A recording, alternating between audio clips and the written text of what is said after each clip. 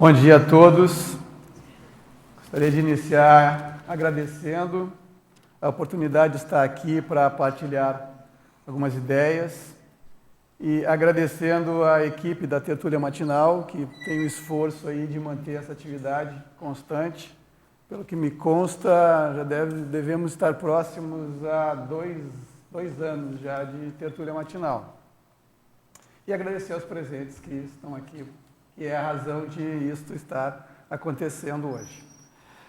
Eu estou sentado aqui, só eu nessa cadeira aqui, porque o layout é assim. Mas esse é o trabalho que eu vou apresentar aqui, essas ideias, elas foram constituídas por mim e pela professora Nara. E nós apresentamos essas ideias no primeiro curso de Holotecnologia e Cosmovisiologia em 2013. É claro que é um trabalho que compõe o nosso trabalho da biografia do Professor Waldo, então ele está sempre em expansão. Então ele de lá para cá já teve alguns acréscimos e ele constantemente tem, e hoje, depois que eu sentei aqui, eu já tenho mais 3 itens para colocar nele, né? Posteriormente vou colocar. Então trata-se do nosso entendimento da visão do Professor Waldo sobre colecionismo. Isso a partir do que ele escreveu, do que ele falou e do que nós observamos em praticamente 2 décadas de convívio próximos a ele. E nós fizemos também, além dessa ideia, né, sobre o colecionismo da visão dele, uma listagem de coleções, tipos de coleções que ele fazia e correspondentes traços de personalidade dele vinculados, relacionados a esses tipos de coleções. Então, até o momento, nós temos listados aqui 76 tipos de coleções e 159 traços de personalidade. Esse que eu falei, que eu já tenho aqui mais 3 tipos de coleção para acrescentar aqui.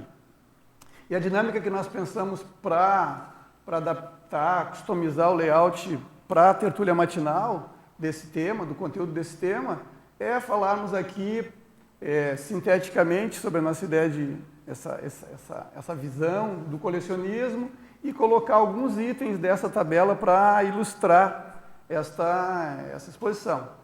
E seria de uma maneira também bastante informal e interativa. Então, eu não pensei em um momento que eu vou falar, em um momento que teremos perguntas. Então, a ideia é que vocês fiquem extremamente à vontade para interromper e colocar a questão que vocês acharem necessária a qualquer momento. Muito bem, então, colecionismo, ele é uma atividade ou hábito de colecionar. Isso envolve os colecionadores e as coleções. Então, a pessoa que ela vai lá e começa a juntar coisas, digamos assim, mas a personalidade dela e as coleções que ela cria faz parte, compõe o universo do colecionismo. Por isso que nós fizemos essa relação entre coleções e traços de personalidade, porque entendemos que isso é indissociável e quanto mais nós entendermos isso, mais nós vamos tirar proveito do universo das coleções. Nós vamos abordar aqui 2 conceitos de coleção.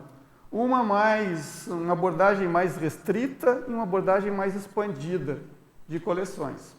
Então, a abordagem mais restrita seria a acumulação de objetos, né, de itens físicos, digamos assim, materiais. E aí envolve tudo que, né, nós conhecemos aí, né? Hoje em dia, diz-se que tudo é colecionado, né? Praticamente as pessoas colecionam todos os tipos de item. Então tem os mais comuns, que são mais próximos a nós aqui, que são os livros em geral, né, as coleções, os dicionários, e aí tem lá as enciclopédias, os recortes, né, nós estamos assim, percorrendo o universo do holociclo, da holoteca, né, tem gibis, as moedas, os selos e tudo mais.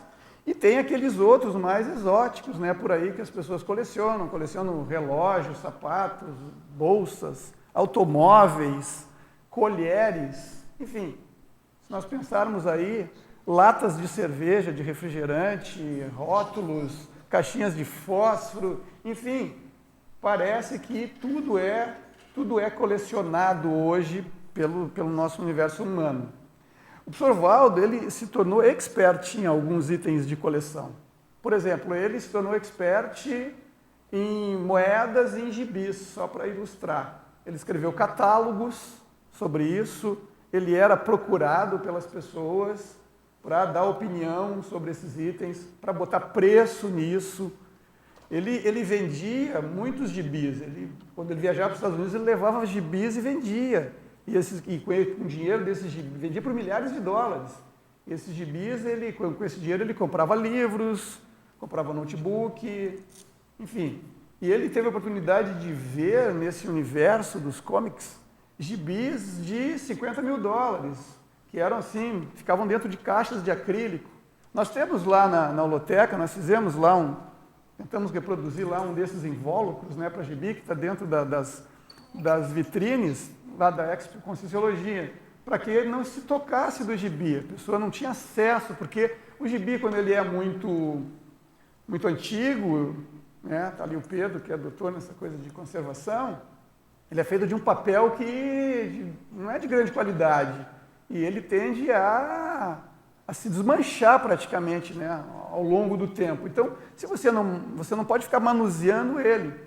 E também, para você ter uma ideia, o gibi que bateu o recorde de valor, né, não faz muito tempo, que é um gibi de 1938, número 1, do Comic Actions, que foi quando o Super-Homem, Superman, apareceu pela primeira vez no gibi, ele foi vendido por $1 milhão. Pensa, um gibi vendido por $1 milhão. Nós temos lá na holoteca, infelizmente, a reprodução desse gibi. Nós não temos esse gibi, bem que gostaríamos. Nós temos lá uma reimpressão de 1974. Está lá exposto agora na Gibiteca, nessa mostra. Então é 1974, né? Então, infelizmente, nós não temos esse aí, que seria o máximo, né? Nós temos esse gibi. Não sei se nós venderíamos, mas daria. O professor Valdo também, ele vendeu uma pequena coleção de moedas de ouro e ele comprou um apartamento no Rio de Janeiro com isto. Então, as coleções têm esse aspecto, que é um aspecto econômico, financeiro, muito importante, faz parte, né? Tem pessoas que vivem disso. Tem moedas de R$1 que são vendidas por R$39. Quer dizer, olha a percentagem de vezes que vale isso. Então, é um absurdo o que as coleções elas proporcionam a partir do fascínio que as pessoas têm e da raridade, da complexidade que ela proporciona em relação ao tempo e à memória. Então, os itens são muito valorizados por diversos aspectos.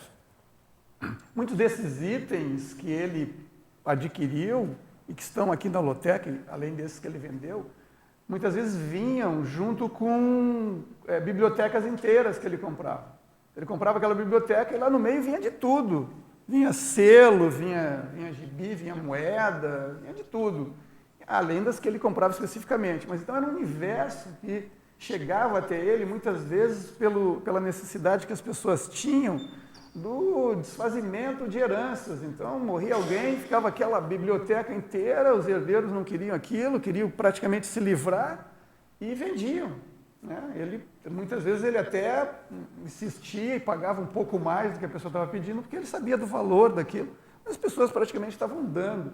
Ele já achou no meio dessas bibliotecas selos raríssimos, que estavam dentro de sacos, assim, que eram, enfim, largados nessas bibliotecas que as pessoas não davam valor. Inclusive, ele já contou casos de concierges que vinham junto, né, das coleções, preocupadas, né, tristes, magoadas até, porque as pessoas não deram valor para aquilo. Enfim, agora, o principal objetivo, né, de estudar o colecionismo, que nos interessa, vai além desse aspecto econômico-financeiro. Penso que a maioria de nós aqui não faz qualquer tipo de coleção visando esse lucro, né? Inclusive, a gente tem agora aqui dois exemplos de dois colecionadores que surgiram depois da decisão do professor Valdo, que foi o professor Daniel e o professor Luciano Mello, que eles constituíram coleções. O professor Daniel tem uma coleção que está exposta lá, parte dela de meteoritos. Então, pessoas que estão comprando, né, do próprio bolso, estão investindo, não para ter lucro, já para doar para a holoteca, né? Eles até já doaram, eles estão na condição de depositários desses objetos, porque nós não temos até local adequado para guardar. Então, eles são depositários de algo que eles já doaram. Então, aqui a gente faz o contrário, né? A gente paga e doa, ao invés de ter lucro. Mas o mais importante para nós é o desenvolvimento dos atributos conscienciais. É isso que nos interessa com o colecionismo. Então, existem muitos atributos conscienciais que nós podemos adquirir a partir do colecionismo, que vai desde a lida com os objetos propriamente ditos, nessa visão nessa abordagem mais restrita do conceito de coleções, até os, digamos assim, objetos imateriais que fazem parte do colecionismo, que são tão importantes quanto estes outros decorrentes dos objetos materiais. Então, para começar a falar de alguns, por exemplo, seria o detalhismo. Quem é que vai mexer com um selo que não vai virar um detalhista, né? A pessoa, ela tem que, inclusive, para reconhecer o valor desses objetos, você tem que ser muito detalhista, né? Uma moeda, ela tem uma série de itens que são detalhes, e de acordo com os detalhes, ela vale mais ou menos, e eles são itens de classificação. Então, você vai se tornar uma pessoa detalhista, não tem como não se tornar se você investir na prática do colecionismo. A exaustividade. Coleção é quantidade. Ninguém vê a coleção de 2 itens. Né?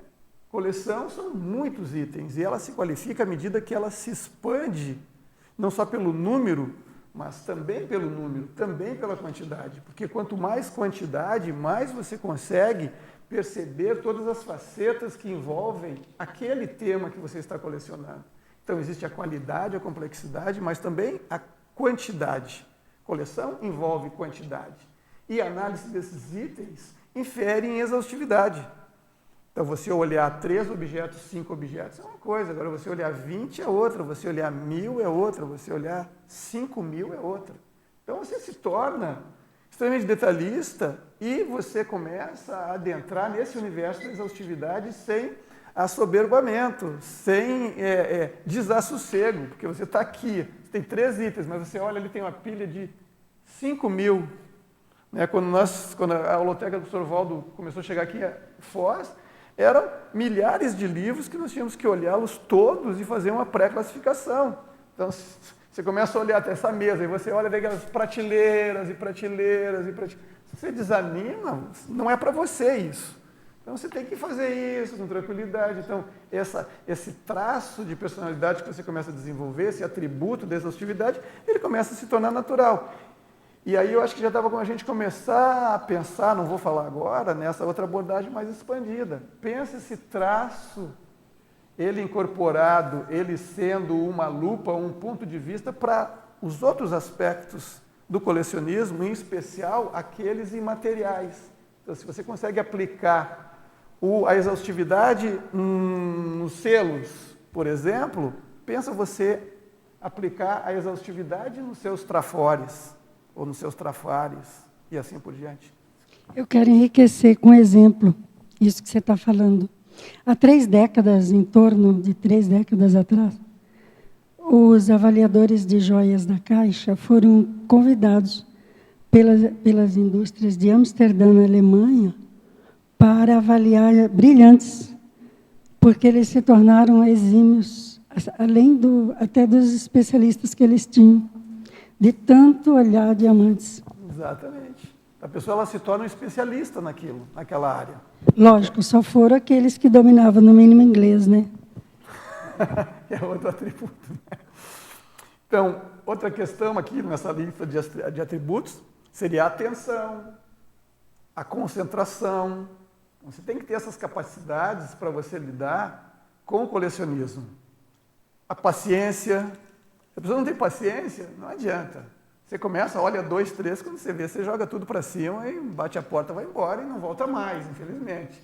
Então, a paciência, você acaba desenvolvendo, inevitavelmente, se você entrar para valer no universo do colecionismo. A organização.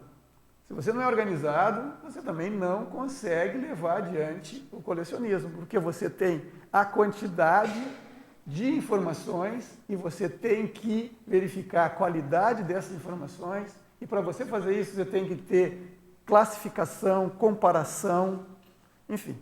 Então, esse é outro atributo que você vai desenvolver, vai precisar desenvolver. E quando eu falo isso, vocês devem estar percebendo, estou dizendo que você vai desenvolver. Então, não necessariamente você já tem que ter esses atributos para você entrar no universo do colecionismo. Você pode ser uma pessoa desorganizada, você pode ser uma pessoa ansiosa e entrar no universo do colecionismo. Aliás, seria uma prescrição.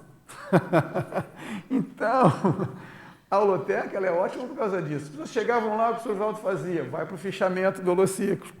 Aquela pessoa, ela tinha que sentar lá. O professor Valdo eles nos deu um exemplo, para mim, para a Nara, que foi extremamente surpreendente. Acho que a maioria de vocês não conheceu a holotequinha, né? A holotequinha era a sala que tinha aqui junto da administração, onde chegaram todos os livros e todos os objetos. Nós tivemos que estocar e praticamente pendurar no teto, porque não tinha espaço. E ele foi nos ensinar o fichamento. Então ele começou a falar dos itens do fichamento e disse, e aí tem as referências bibliográficas que você tem que contar. Então ele abriu a página, você tem que contar, e começou a contar. 1, 2, 3... Passou de 80 itens, e ele contou todos, para mostrar como é que é. Nossa, o cara leva a sério isso, né? Então, ele, claro, óbvio que ele foi nos dar um exemplo, né, nos mostrando a seriedade daquilo. Então, ele foi lá e fez aquele fichamento todo para nos mostrar. Então, isso é uma prescrição. A pessoa, se ela não tem esses atributos, ela vai adquirir. Se ela levar a sério, se dedicar, porque é inevitável, você não consegue lidar com coleções sem ter esses atributos. Então, ele nos ajuda a desenvolver, e repetindo, não necessariamente você precisa ter esses atributos para começar. Muitas vezes, ao contrário. Também essa prática do colecionismo vai gerar especialização, vai gerar o aumento da nossa cultura geral.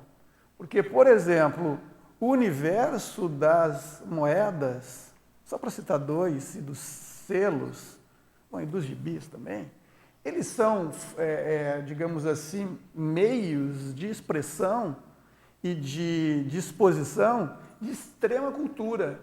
Você consegue traçar assim, características e aspectos de uma parte do planeta, de uma civilização, de um país, ou de uma era, ou, enfim, de uma área qualquer. Então, o selo, ele tem um caráter de registro histórico, onde lá são colocadas as comemorações, os eventos, aspectos e características daquela cidade, daquele povo. Isso também está no universo das moedas, e em especial no universo dos gibis.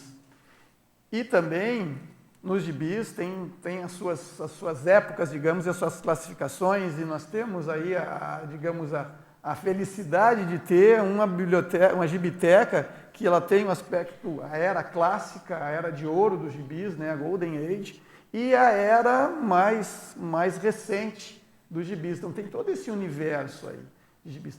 E, em especial, essa época mais clássica dos gibis, ela tinha uma outra visão. Os gibis, eles, é claro, a gente tem que ver a contextualização, não existia internet, também não existia, alguns deles, era da época onde não existia televisão, então os meios de comunicação eram escassos, então os gibis eles eram usados para isso. A revista Ilustrada no Brasil, então, são uma série de publicações que elas falavam de tudo. E aí o professor Valdo já colocava aqui que tem a Tico-Tico, que tem 100 anos, um século de existência, que tinha lá as gavetinhas do saber e tudo mais. Então, elas eram muito mais do que nós entendemos hoje dos gibis de hoje. Certo? Enfim, então, aumenta a nossa cultura geral, é um dos outros itens. Além disso, ela nos dá autoconfiança.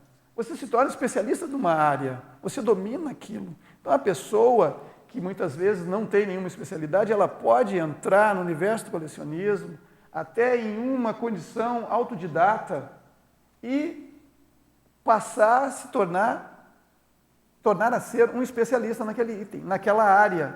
E quando ele se torna um especialista naquela área, como, por exemplo, nos gibis, ele vai se tornar conhecedor de uma série de aspectos. Então, se tornar especialista em gibis ou em uma parte dos gibis significa adquirir uma série de conhecimentos diversos. Por isso que tem esse aspecto do aumento da cultura geral.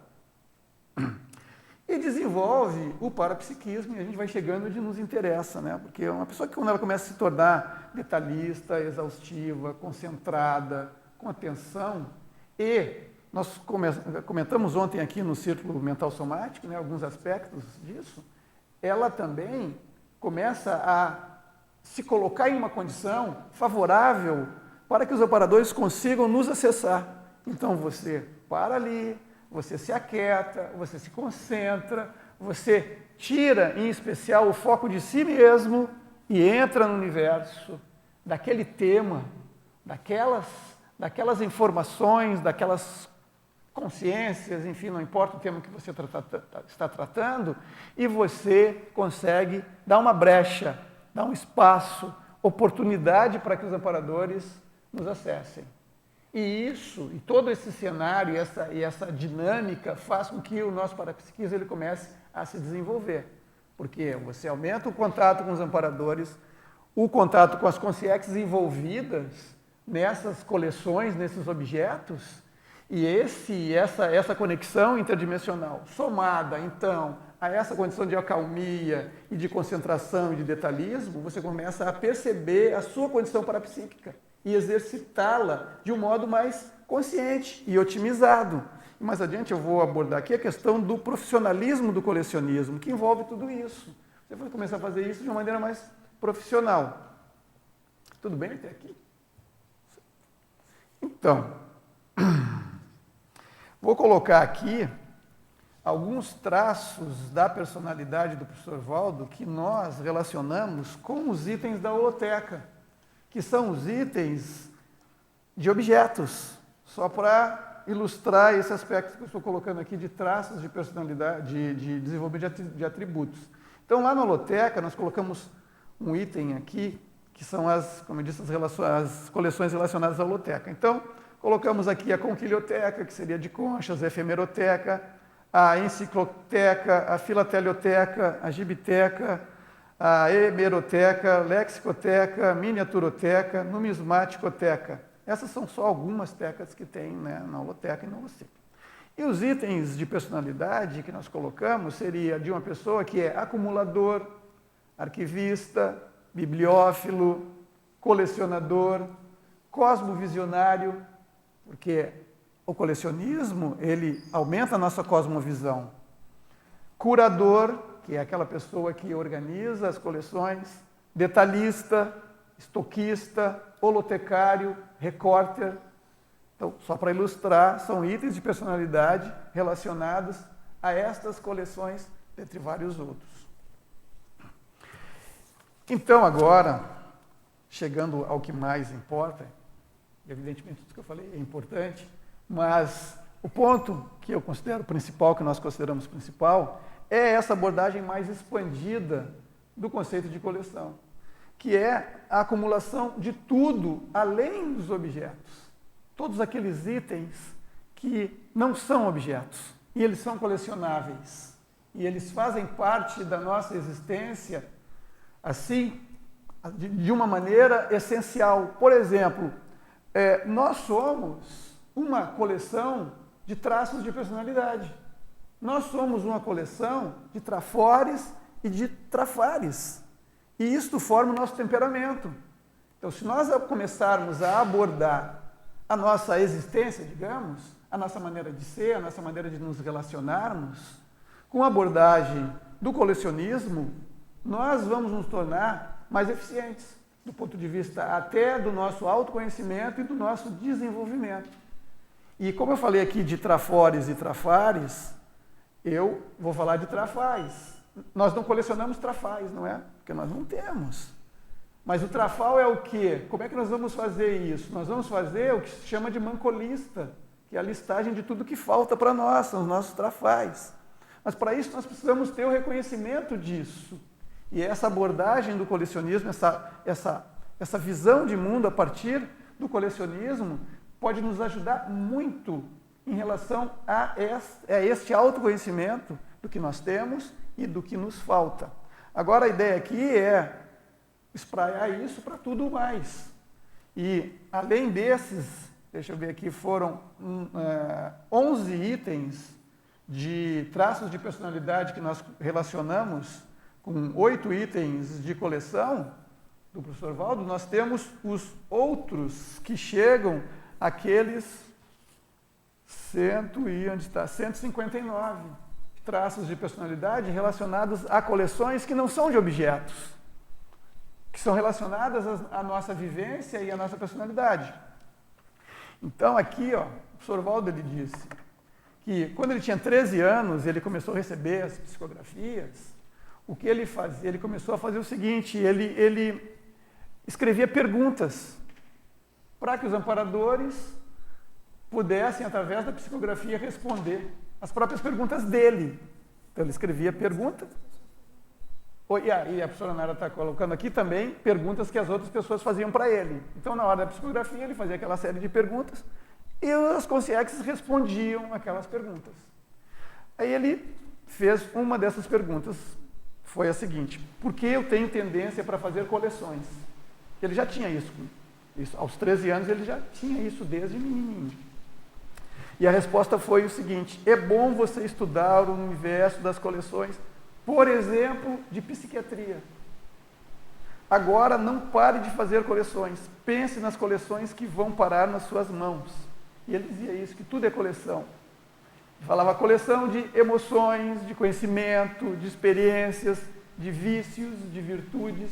Tudo isso ele via na condição de coleções. Tudo isso ele acumulava, comparava, classificava, certo? Fazia essas análises comparativas, via as lacunas, preenchia essas lacunas para ter a coleção completa. É porque tem isso, né? As pessoas começam a juntar objetos, aí contratam os curadores, os experts, para ver quais são os buracos na coleção que a pessoa tem, para que ela tenha, adquira, constitua uma coleção completa, que aí terá maior valor, né? Uma coleção completa tem mais valor do que uma incompleta, nas várias áreas. Então é isso que nós podemos fazer. Examinarmos o que nos falta em determinadas áreas da nossa vida para poder completar. Ele disse que, em vista disso, ele começou a estudar tudo o que falava de acumular coisas, de juntar. Ele dizia que quando ele era menininho, ele juntava toquinhos. Ele colecionava tudo que via pela frente, ele começava a juntar, colecionar, para entender. Se você quer entender algo, se quer se tornar especialista, você precisa saber tudo daquilo. E aí vai além dos objetos. Oportunamente, né, será publicado, né, as súmulas de pesquisa. A professora Nara esteve falando isso na semana passada, sobre a pesquisa holotecológica. O que faz de uma pesquisa ser holotecológica? Ela tem que abordar uma série de facetas de análise de pesquisa. Então, a pesquisa bibliográfica, ela é um tipo de pesquisa que envolve um tema. Existem uma série de outras fontes que você deve se cercar para poder perceber aquele tema de uma maneira mais completa. Então, são fontes diferentes que nos trazem informações diferentes. Como? Você está falando do foco assistencial. Aqui ele até dizia aqui também, antes ele juntava toquinhos, hoje eu como toquinhos, né? Pedacinhos de abóbora, pedacinho disso, pedacinho daquilo, na época era isso, né? Enfim, dentro dessa abordagem, nós vamos considerar que todos somos diferentes, né? Nós somos, nada digamos assim, é igual. Então, uma pessoa é diferente da outra. E no universo existencial, onde nós vamos tirar o foco de nós mesmos e vamos colocar esse foco no outro para assisti-lo, ele é um outro universo totalmente diferente.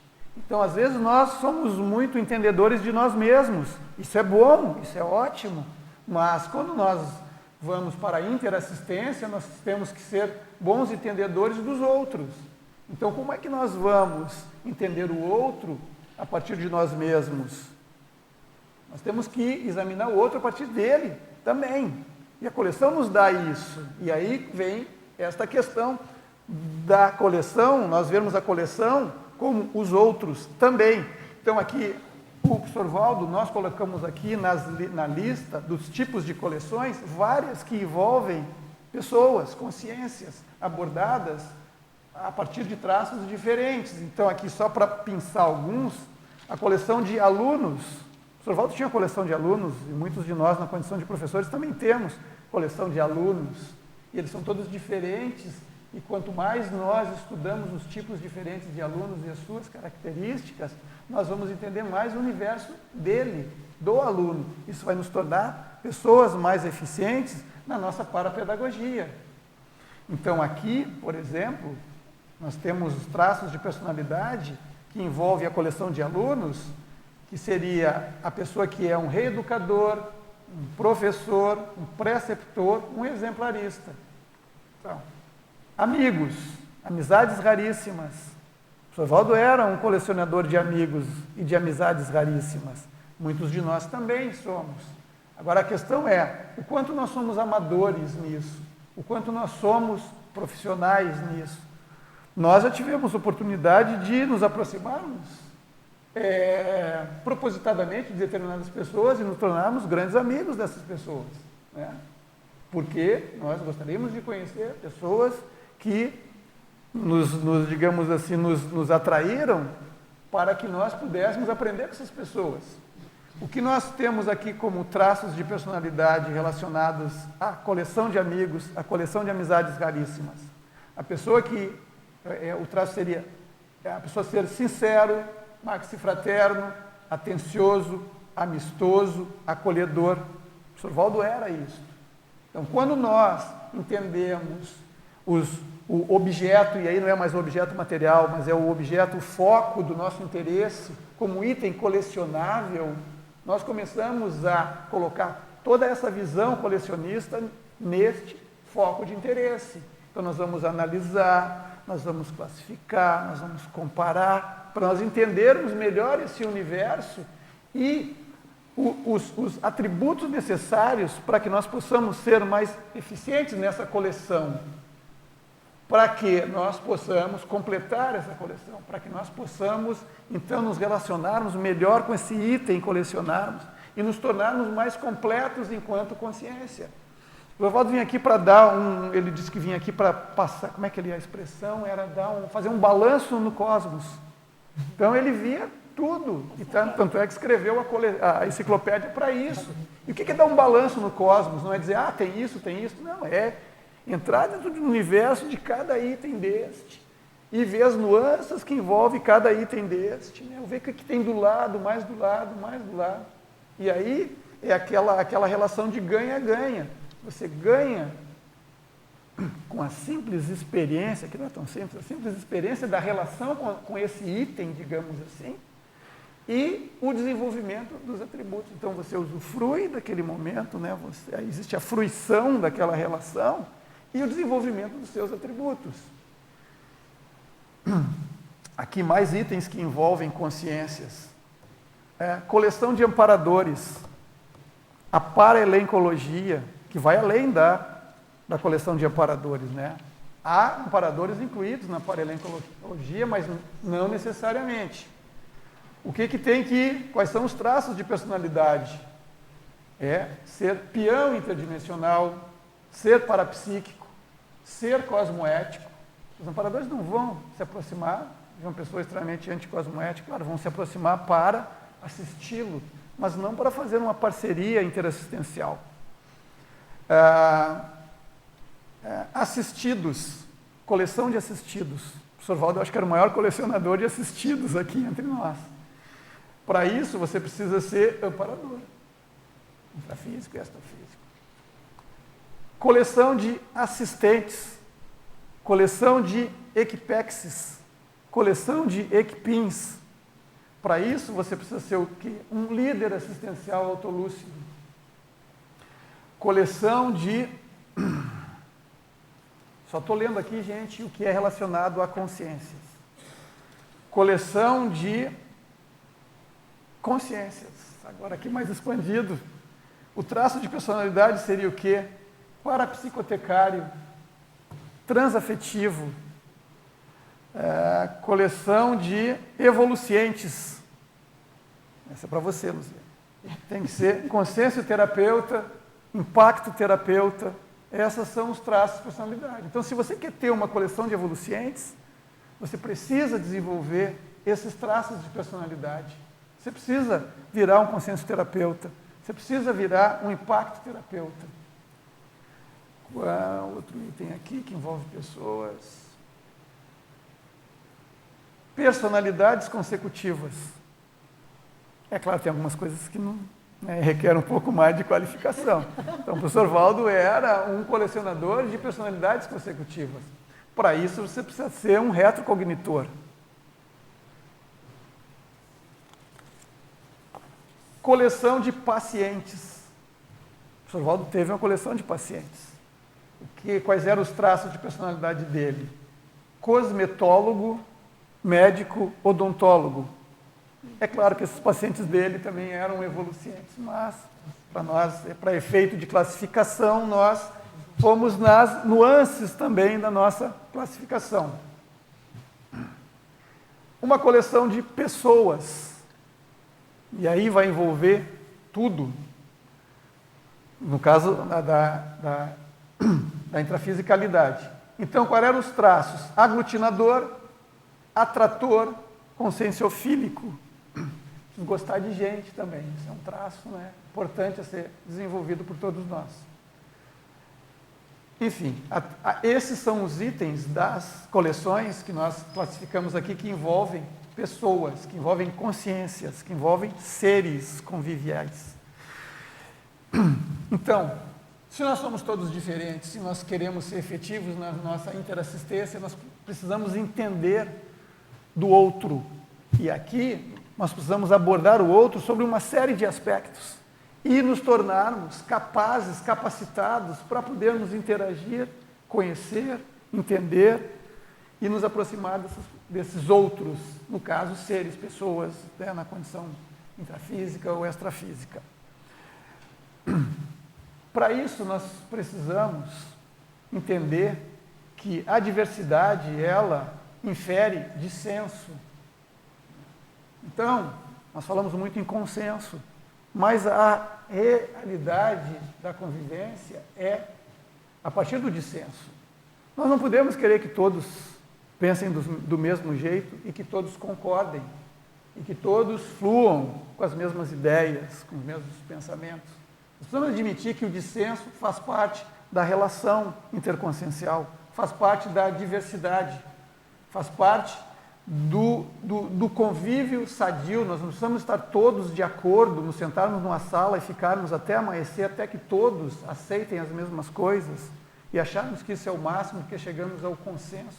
Isso é uma forçação de barra, é uma agressão e pode até ser um estupro evolutivo. Então a ideia é convivermos com tranquilidade, com dissenso, porque isso é o mais lógico, o mais racional, e isso é o que nós estamos falando antes, Somos diferentes. Isso não deve ser considerado como uma coisa ruim. Análise e síntese. Nós sempre o professor Valdo sempre falou aqui, e penso que nós vivenciamos isso, que aumentarmos a nossa cultura, o nosso conhecimento, o nosso entendimento é uma sequência de análise e síntese. Você faz uma análise, chega numa síntese, que te leva para outra análise, que te leva para outra síntese, e assim por diante. Agora, vamos pensar. Se a análise é incompleta, a síntese é precária. Certo? Então, o universo do colecionismo, ele nos leva para análises cada vez mais amplas e completas. Porque nós abordamos dessa forma, temos esse approach primeiro, que a análise deve ser a mais ampla e completa possível. E nós temos lá essa sinapse, essa entrada de sermos detalhistas, exaustivos, pacientes e incansáveis na construção de uma análise mais completa. E isso, eu acho que o professor Valdo, ele, né, levou isso ao extremo aqui, né, quando ele escreve uma enciclopédia e quando ele escreve dicionários, ele está sendo exaustivo e está fazendo com que as análises sejam a mais completa possível. E por isso, então, nós precisamos juntar para ter uma visão de conjunto. Se nós não juntarmos informações, não juntarmos itens, não juntarmos dados e não fizermos uma série de coleções que estão direta e indiretamente envolvidas, relacionadas ao nosso item, ao nosso foco de interesse, nós não vamos ter uma visão de conjunto. É óbvio que ninguém tem a pretensão de ter uma visão de serenão sobre tudo, mas nós temos que ter a nossa consciência tranquila que nós fizemos o máximo possível.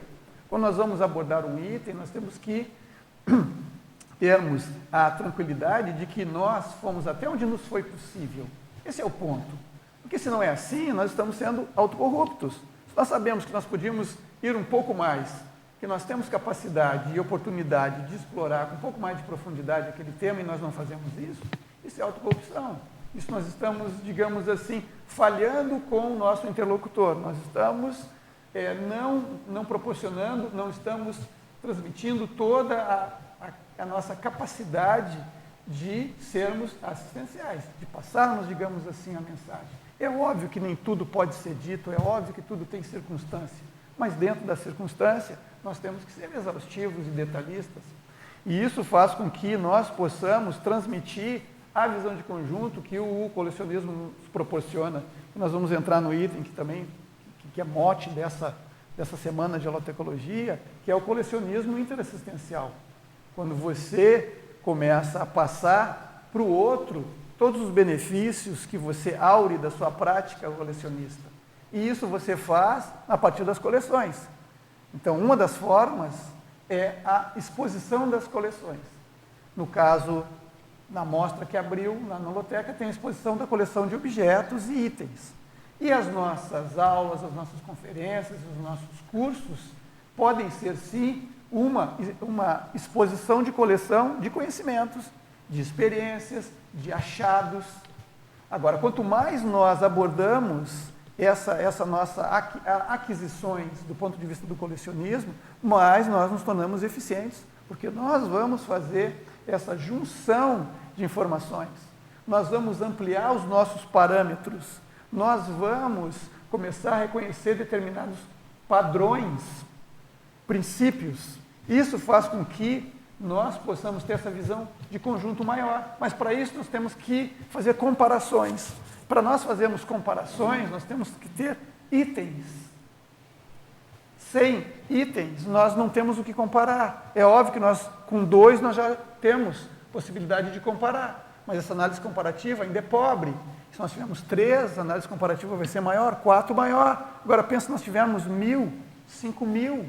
Essa comparação, ela levada à exaustividade, chega um momento que você dominou totalmente aquela área. E aí o que o professor Valdo dizia, para ele a novidade sobre determinados temas começava a ficar muito rara, porque ele já tinha olhado todos aqueles itens. E se nós trouxermos isso para o nosso cotidiano, para o nosso dia a dia, a nossa assistência vai ficar muito mais efetiva. E é isso que eu começo a falar sobre o profissionalismo do colecionismo. Porque se nós abordarmos o colecionismo dessa forma, trazendo para a nossa personalidade, isso vai ser o quê? Conscienciométrico, extremamente conscienciométrico. Porque nós vamos começar a fazer um tratado sobre a nossa personalidade e vamos começar a nos entender melhor. Eu estava colocando lá, qual é a nossa coleção de trafores? Qual é a nossa coleção de trafares? Qual é a nossa lista para futuras aquisições de trafais? Isso é autoconsciencioterapia. E isso é autoterapêutico, porque você começa a se entender melhor e você começa a perceber a sua dinâmica de atuação. Você começa a perceber, a partir do seu conhecimento, dos seus trafores e trafares, por exemplo, como é que você coloca em prática. Na sua relação, na sua interassistência, você começa a se tornar autoconsciente de quais são os trafores que você está utilizando. E aí você começa a perceber quando os seus trafores eles são acionados, quando você comete as suas gafes, os seus erros. E aí você começa também a perceber, a partir lá da sua coleção de amigos, sua coleção de pacientes, de evolucientes, de alunos, o que aquela pessoa tem que você não tem. Se ela se sai bem daquele jeito e você não se sai, por quê? Se você entende o mecanismo daquela pessoa, você traz isso para o seu cotidiano, para a sua interassistência, e você entende, dentro do seu universo, como é que você pode adaptar ou trazer aquela qualidade do outro para você. E você se torna mais eficiente. Então, essa é a visão profissional do colecionismo aplicada no seu cotidiano, na sua interassistência. Everton, então, eu estou acompanhando esse raciocínio e estou chegando a uma conclusão aqui, ver se eu estou correta. Aquela forma que o Valdo tinha de responder muitas vezes uma mesma pergunta para pessoas diferentes, de diferentes formas, era devido a esse entendimento, a essa amplitude de conhecimento, então, devido ao seu colecionismo, é isso mesmo? Perfeito. Então, professor Valdo, se é isso que você está dizendo, o professor Valdo via alguém, aí ele via uma pessoa e ele tinha, a partir dessa visão de colecionador dele, um diagnóstico daquela pessoa. Claro, tem só parapsiquismo, que nele tem outro item aqui, sobre coleção de acoplamentos. Coleção de acoplamentos. Nós temos. Quantos acoplamentos nós já fizemos? E aí, cadê a nossa consciência sobre isso para poder classificar os tipos de acoplamento? E os seus traços de personalidade seria ser acoplador, assimilador, clarividente, desassimilador. Então, acopla, você ali, você tem uma série de informações. Mas ele cansou de dizer que ele via o cabelo da pessoa, via a roupa, o jeito que a pessoa vestia, via o tênis, via a unha. Ele via tudo isso. E ele classificava a pessoa. E ele abordava a pessoa da maneira mais apropriada para ela. A assistência a partir da necessidade do assistido. Aí a outra pessoa perguntava a mesma coisa e ele respondia de outro jeito. Por quê? Porque é outra pessoa, é outro universo, é outra abordagem. Então, para ele ser eficiente, ele não podia responder a mesma coisa. Até, claro, se for no mesmo evento, era óbvio, né? Se a pessoa perguntou a mesma coisa, era porque ela não entendeu aquele jeito que ele respondeu para aquela. Mas em eventos diferentes, você tem que responder de outro jeito. Mas se você não consegue fazer esse diagnóstico a partir dessa visão, né, colecionista, ou seja, de entendimento das características próprias daquela pessoa, você não vai ser eficiente, você vai responder, a pessoa não vai entender.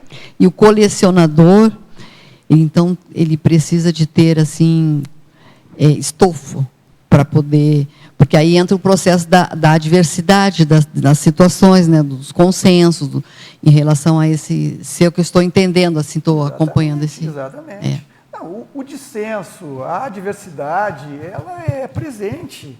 O senhor também cansou de dizer aqui, no percurso evolutivo, nós vamos colher desafetos. É um fato, é uma ilusão você achar que você vai ser sempre amiguinho de todo mundo. Isso não existe. Isso é a boca torta da política, do político que quer fazer média com todo mundo. Ele quer sempre estar bem com todo mundo. Para um ele é de um jeito, para outro ele é de outro jeito, para outro ele é de outro jeito. Ele se molda, que é o contrário. Não é? Você customizar a sua resposta é uma coisa, mas você dizer outra coisa, porque o professor Valdo falava, ele dava a mesma resposta de forma diferente, para perguntas iguais, mas a resposta era a mesma, a mensagem era a mesma, a forma que era customizada. Mas você dá respostas diferentes para situações diferentes, você não está sendo autêntico. Então, é isso. Você, nessa visão e nessa abordagem, você vai colher desafetos, porque você vai ter adversidades. Eu queria só aproveitar para fazer um parênteses dentro disso. Eu lembrei, quando você falou aqui, por exemplo, a gente pega lá a Islândia, não é? Que há 7 anos tem o primeiro lugar em termos de paz, né? Quer dizer, é o país onde não tem... eleita o país mais pacífico do mundo durante 7 anos. Durante 7 anos seguidos, e a polícia é desarmada, né? E quando tem um assassinato, alguma coisa, que quando acontece 1 por ano, há uma comoção nacional, né? Então, você pega um país como esse, uma democracia como essa, né? Aí você tem uma visão do que seja democracia. Por quê? Porque é uma democracia em alto nível, a educação, quer dizer, as condições, né, para se chegar àquele universo democrático são favoráveis, porque as pessoas têm um fortalecimento da educação desde o nascimento, a educação é forte, as condições de segurança, a conscientização, o processo da cidadania, quer dizer, há muito investimento nessa direção. Você pega uma democracia como o Brasil, aí você nivela nessa condição. Você estava falando, né? Democracia em termos de o envolvimento político ou a boca torta política predomina muitas vezes em detrimento do que deve ser feito em favor, né, da população, ou na condição de governo, ou na condição de Estado. Né? O professor Valdo, ele tinha muitos desafetos, né? Tinha pessoas que detestavam ele, né? Falavam mal, agrediam. Isso faz parte, não se pode agradar a todos, né? A ideia não é essa, né? A ideia é assistirmos quem admite e quer ser assistido, diretamente, é claro. Indiretamente você vai assistir todo mundo, né? Você pode jogar energia para todas as pessoas, mas diretamente a interlocução se dá a partir daquele que quer ouvir, que tem interesse nessa interlocução. Então, posso fazer uma pergunta? É o seguinte, quando você iniciou e falou sobre os amparadores, que o professor perguntou desde os 13 anos por que ele estava fazendo coleções, e eles responderam que ele pensasse na psiquiatria. Então, eu venho no discorrer agora da sua elaboração textual, que você vem fazendo, pensionizando nisso. Eu não havia pensionizado na questão do colecionismo para diversificação de traços, né, de personalidade para a assistência.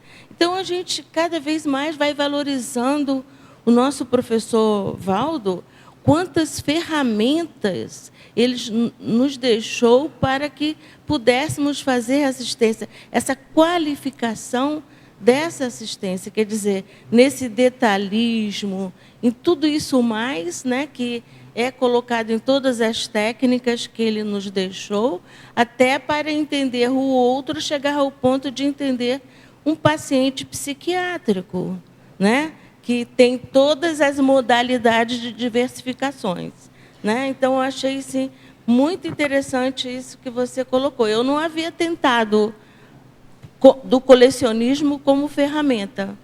Foi muito interessante. Quando o professor Valdo lançou, quando ele analisou as cons réus, né, e as consciências urbanizadas, as consbéis, né, as consciências belicistas, ele fez lá um elenco, uma coletânea de traços nosográficos.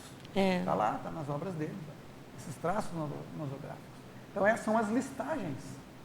Sim, isso tudo eu vi. As listagens, elas são o quê? São enumerações de itens.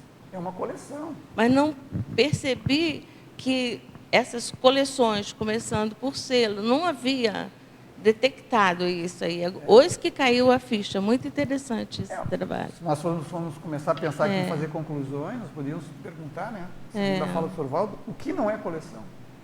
Tudo é coleção. Se nós com esse olhar, né? Tudo é coleção. Quando ele fala na tudologia, na verdade, na assistência, se nós quisermos um dia sermos evoluciólogos, né, que vamos ter um grupo de assistentes, então, realmente, a gente precisa entender em cada um todas as diversidades dos seus traços. Né? Quando nós entramos em um universo de um tema qualquer, nós inevitavelmente vamos ter que nos tornar colecionadores deste item.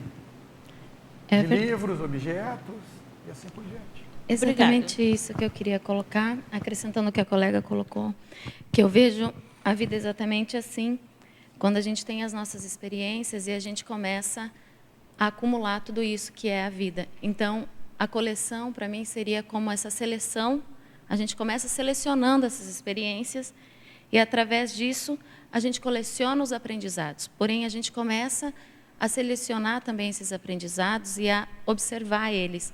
O que eu estou carregando para a minha coleção, né? Tem desafetos, a vida inteira a gente vai ter aprendizados. Então, o que eu faço a seleção, do que eu quero carregar.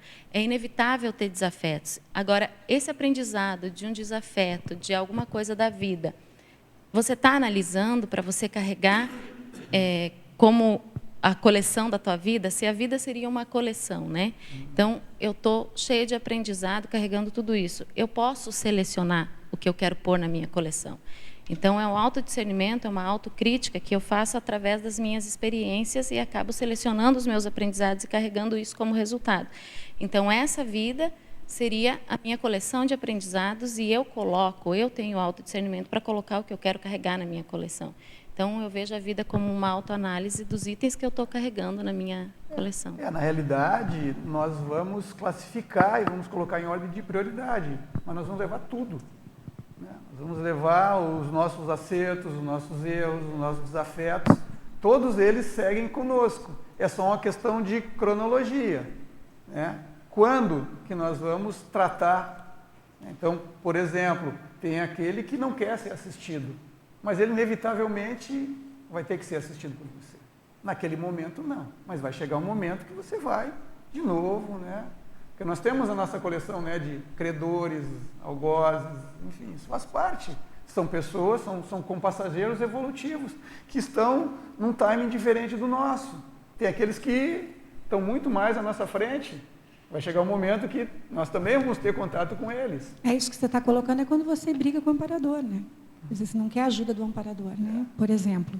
Né? Quer dizer, às vezes a gente não cria ambiente para o amparador, né? Quer dizer, os amparadores estão aí o tempo todo para nos ajudar, mas, até certo ponto, eles só conseguem nos ajudar à medida em que a gente permite, né? Em que a gente cria um ambiente que seja favorável para receber aquela orientação, para receber aquela informação, para receber aquele auxílio, né? Então, a questão das coleções nos ajuda muito em relação a isso, porque nos tira de cena. Quer dizer, até certo ponto, nos tira de cena e a gente não está pensando sobre isso ou sobre nada, e quando a gente não está pensando sobre isso ou sobre nada, porque a nossa concentração está muito grande na organização e no ordenamento daquilo, querendo ou não, os amparadores conseguem entrar na sua cabeça, porque a gente complica, né? Nara, como é feliz, né, a expressão assim, fala muito, limite do assistido. Isso, então, a gente impõe limites, né, na convivência, né, aos amparadores, em todas as circunstâncias, né? E aí o processo do colecionismo nos ajuda porque ele nos coloca em suspensão em alguns momentos, e aí os amparadores, independente da gente pedir ou não pedir, querer ou não querer, conseguem nos sugerir algumas coisas, né? Se nós formos pensar que evoluir é atingir uma certa maturidade, essa maturidade, ela é fruto da experiência. Não é isso que a gente fala? Eu quero evoluir, eu quero me tornar uma pessoa madura, me tornar uma pessoa experiente. Agora, ser experiente, ser maduro, é acumular experiências. Nós nos tornamos experientes porque nós temos várias experiências, não é isso? Então, é uma acumulação de experiências, acumulação de conhecimentos. Aí nós podemos colocar todos os itens, né, nessa fala da acumulação. E quando nós acumulamos, isto é fazer coleções.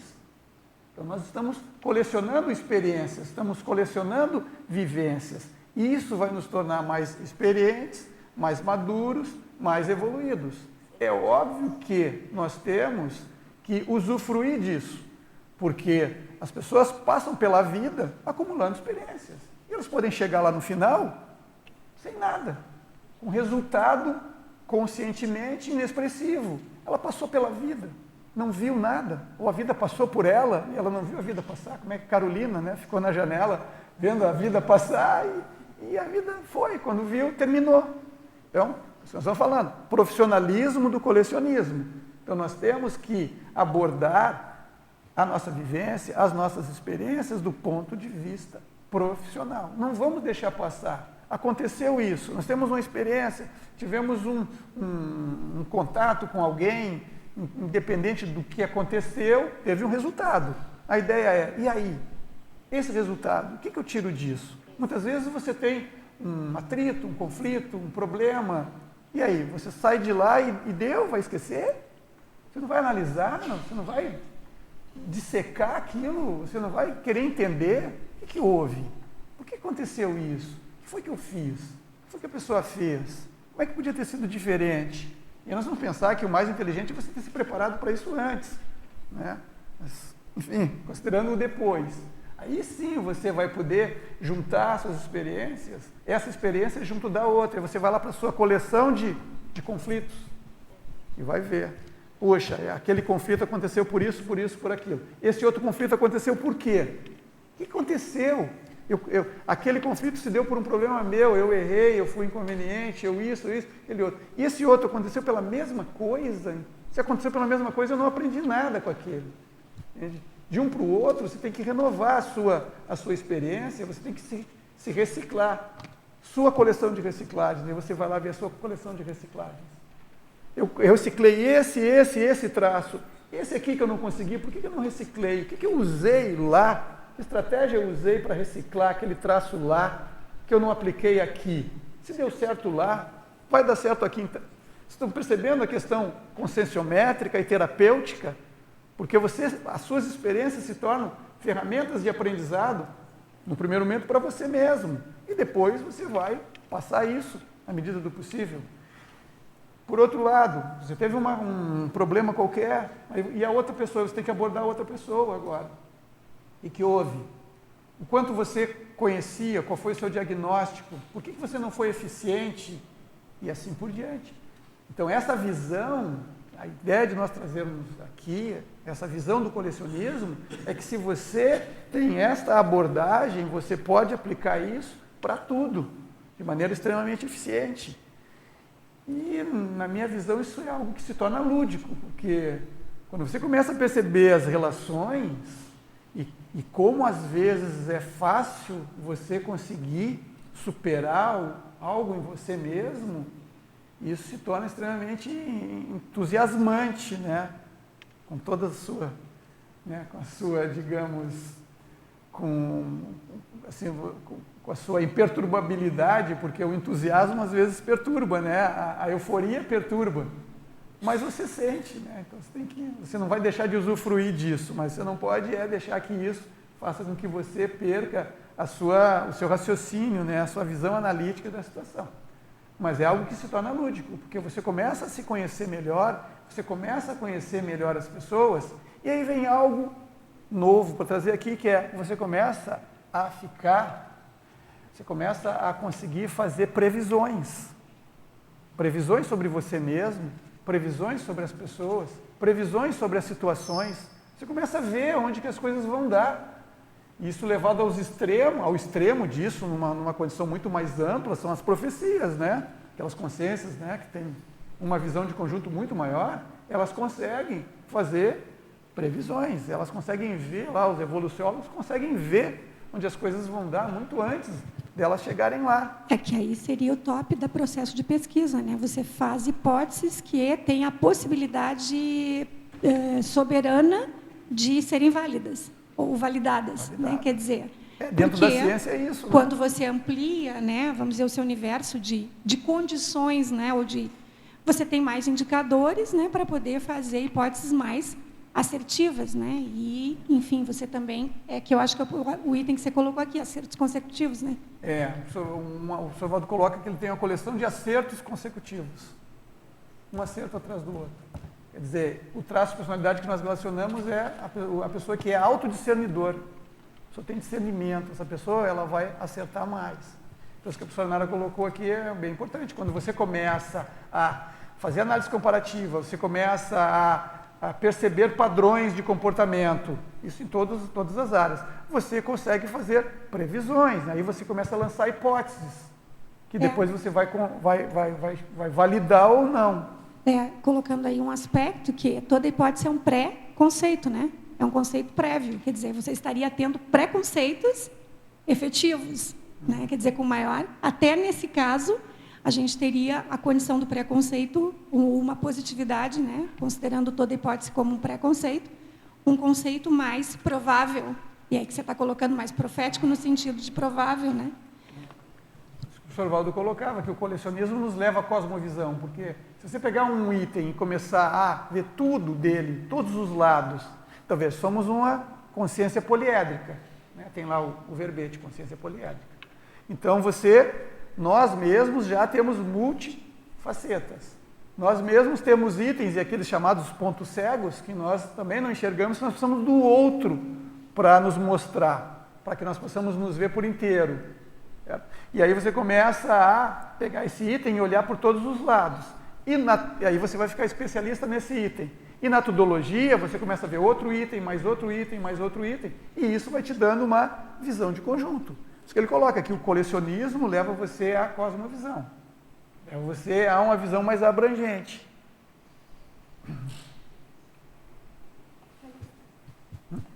Então, vou colocar para vocês aqui alguns itens da lista que nós fizemos de coleções do professor Valdo e esses traços de personalidade. Oi. Eu queria contribuir, acho, com essa explicação aqui que você está trazendo. Também quero até ver como você consegue visualizar essa questão. Considerando que você, sei lá, coleção de amigos. E aí você tem, talvez o seu amigo goste da coleção de mapas, né? A própria interação de várias coleções e talvez para você desenvolver algum traço, algum atributo, alguma coisa assim, talvez você tenha que explorar outras coleções para interagir, para melhorar essa questão do próprio poliedro. Talvez não é uma questão talvez só de você pegar um item e você olhar ele poliedricamente, mas talvez você tenha que expandir para uma outra coleção, alguma coisa que talvez você não tenha tanta habilidade, e aí você vai interagindo com... ou transversalmente ou paralelamente àquela coleção que você está se aprofundando, né? Então, eu queria ver que você falasse um pouquinho também em relação a isso, se possível. É que quando você começa a entrar nesse universo do colecionismo e da tudologia, você vai se tornando mais competente para interagir com as outras pessoas. Você começa a ter um dicionário maior de conexões. Então, você entende sobre alguns assuntos, que são essas diversas coleções, e a outra pessoa, ela é afeita àquilo também. E você tem os links, né? Acho que é isso que você está trazendo, não é? Você tem os links para conseguir acessar aquela pessoa. E é claro, outro aspecto que você colocou aí, quando você começa a entrar em na pesquisa de algum item, às vezes você vai ter que fazer coleções que são complementares, porque um item vai levando a outro, vai levando a outro, vai levando a outro.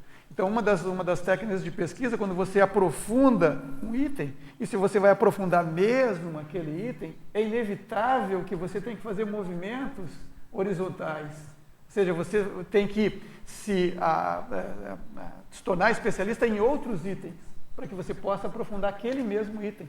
Então, se você tem uma abordagem mais cosmovisiológica de pesquisa, você não vai se tornar aquela pessoa, por exemplo, hemiplégica. Então, o médico que ele é especialista na mão direita.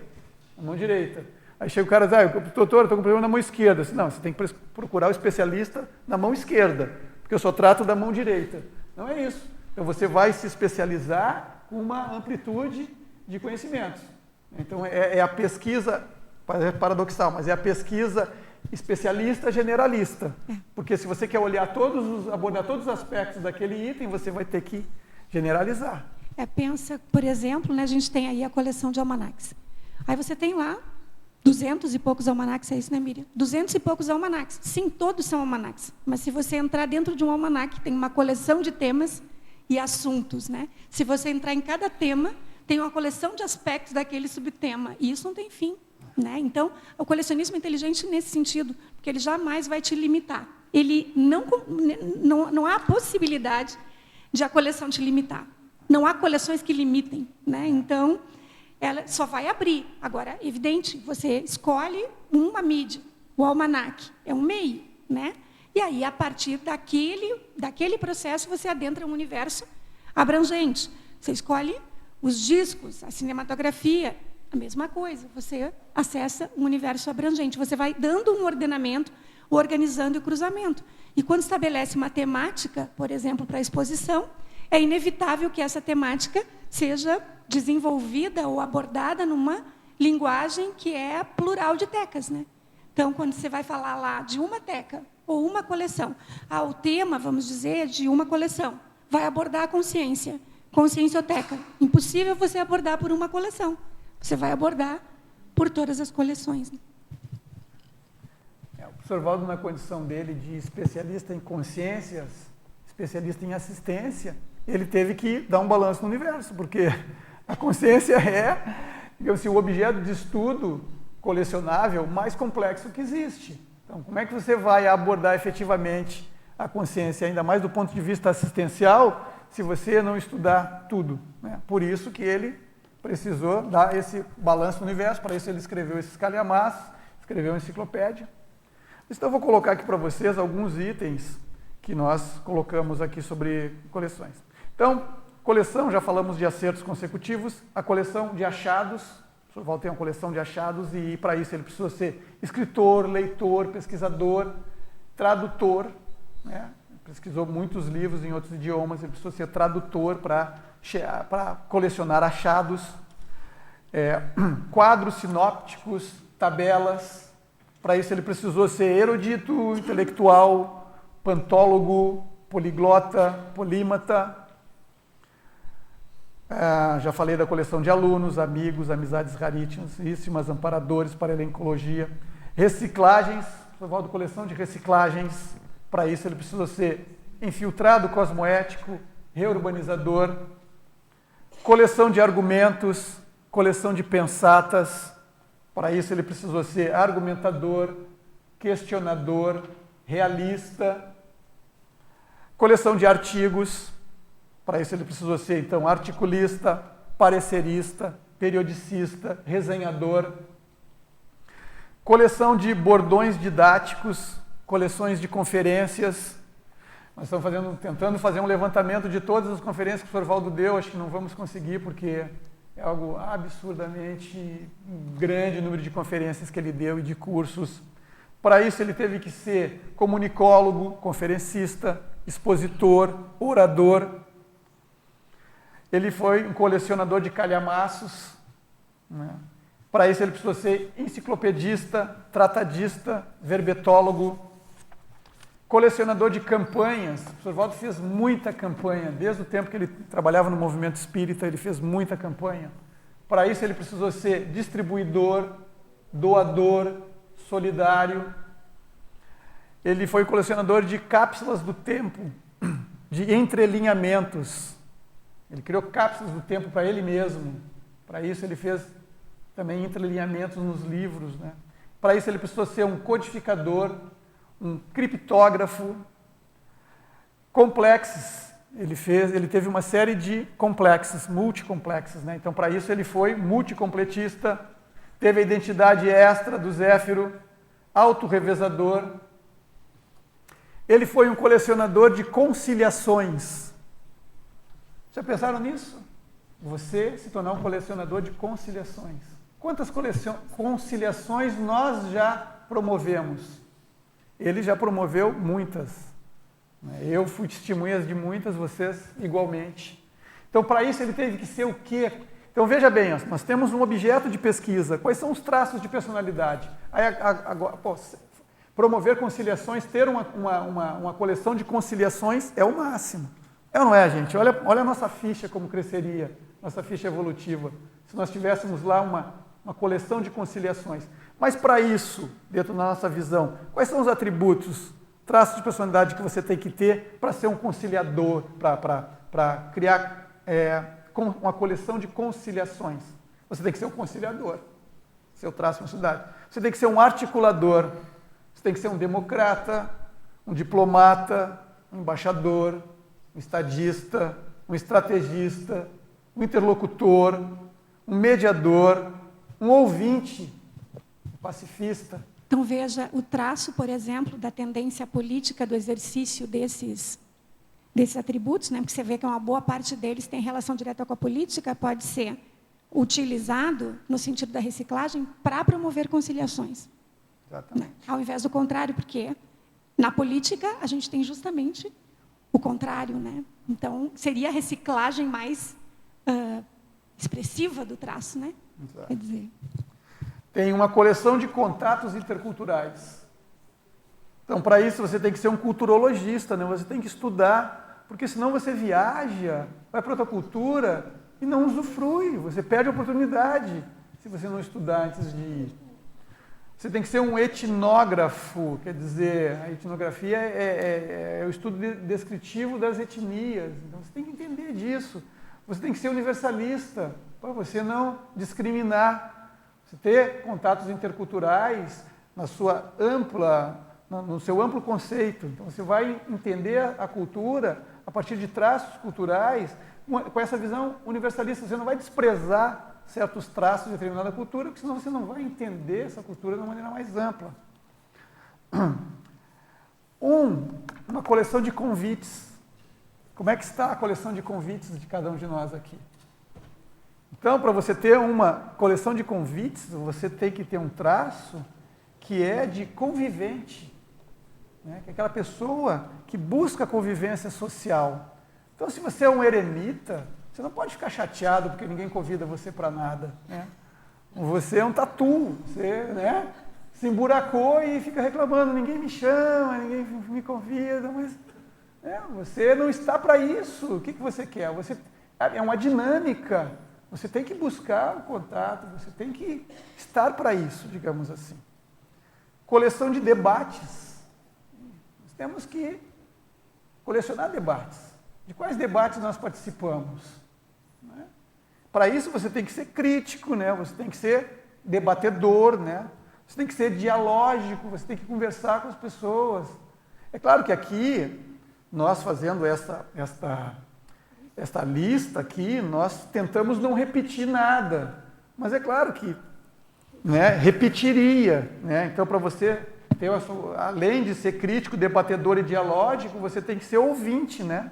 Para você debater, você tem que ouvir. Mas nós procuramos aqui colocar aqueles traços mais diretos. Eu estava pensando, né, porque a Nara acabou de expor, você também... É impressionante, se cada um de nós começar a listar, e eu acho que, por exemplo, pela exposição do Everton, toda a variedade e algumas coleções que a gente nem longínquamente teria imaginado erguer, fazer, existir.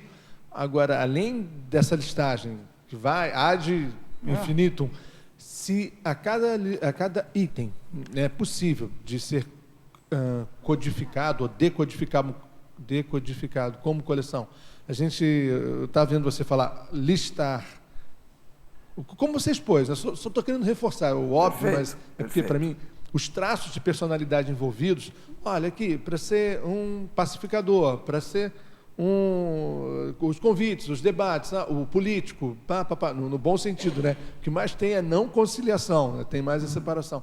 Só esse exercício básico, listar coleções possíveis e agora os traços de personalidade. E outro termo que você pegou, autoprescritivo, né? É como você falou, é ultra mega para lá de cosmovisionário. Isso. E se a gente imagina... E cosmoético, né? E quer fazer assistência, essa listagem de coleções e traços necessariamente implicados, em outra situação que a gente estiver, por exemplo, em conflito, ou, eu estou colecionando muitos desafetos aqui com o meu way of being, eu estou... por que eu entrei naquela? Só para... Desculpa a interrupção, mas é que, digo assim, enquanto audiente, ouvinte, né, lado aqui do espectador, nossa, como faz pensar? É isso que você está colocando, Jarbas. Pensa assim, se a gente tem dificuldade de fazer isso conosco, né? Mas se a gente faz isso com uma consciência que nem o Valdo, é inevitável o processo da alteridade. Você olha para isso e olha você, né? Não tem como você não enxergar, né? Muito bem, diante da coalição de conciliação, né? Diante disso, dos traços dele, o quanto ele fez na vida por isso, você olha e você vê. Onde é que você está, né? E o que você falou, né? Você olha para isso, olha para você. Na verdade, tem grande paradoxo, eu não faço essa compreensão lógica. Como você, no iníciozinho da apresentação hoje, falou, a gente está vendo objetos externos a nós, a coleção total, mas é espécula, é espelho, vai de novo.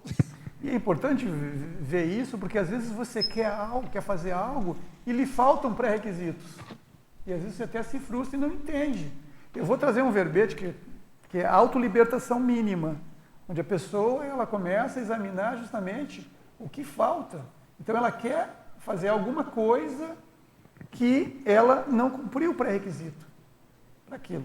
E isso aqui nos ajuda muito quando nós vamos analisar. De novo, o que você falou, as pessoas que a gente admira e vê como exemplo, tem o exemplarismo, puxa, ali naquela situação ela agiu dessa maneira.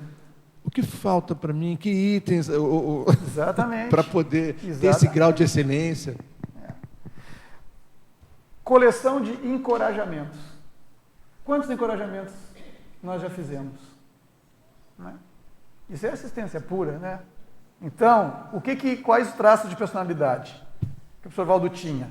Ele era um animador, um entusiasta, um elogiador. O homem que mais elogiava. Estou para ver, não conheço ninguém que elogiava tanto quanto o professor Valdo. Era aquele elogio sincero, pontual, em cima do lance. A pessoa tinha aquilo mesmo. E ele ia lá e ele dizia aquilo lá, encorajava a pessoa. O mais interessante é porque ele vivia sugerindo coisas para você fazer, né? Ele olhava para cada um de nós e achava que, bom, você pode fazer isso, você tem vocação para fazer aquilo, etc. E se você realmente, né, atendesse essa prescrição ou fizesse isso, gente, impressionante, você seria um colecionador de elogios, né? Porque ele sempre reconheceu muito o valor das coisas que foram feitas, né, etc. Ainda mais se você se dedicava a isso de maneira exaustiva dentro da prescrição das coisas da conscienciologia mesmo, né? Ele também era otimista, né, que é o cético, otimista cosmoético. Coleção de êxitos. Então, o professor Valdo, né, dentro desse item de êxitos, os traços que nós avaliamos ele era um autoabsolutista. Ele era determinado, era javalínico, obstinado, recordista, strong profile, né, consciência forte, lúcida, que realiza. Então, todos nós queremos êxito, mas e aí? Somos determinados? Somos obstinados? Nos empenhamos para concluir, chegar, adquirir esses êxitos? Aí já é uma coisa até razoavelmente lógica, né? Mas a gente tem que parar para pensar nisso, né? Porque também aqui êxitos colocados de maneira geral. Tem o êxito específico naquele item, às vezes fica mais fácil até você cercar aquilo que lhe falta, mas estas aqui são digamos assim, atitudes, abordagens, approaches que servem para qualquer área. Não importa onde eu quero ter um êxito. Se eu não sou determinado, se eu não sou obstinado, se eu não sou uma pessoa com firmeza de propósito, a minha chance de atingir um determinado êxito é baixa. Coleção de fenômenos parapsíquicos. Temos que ser um fenomenologista, nós temos que estudar, além da prática, né?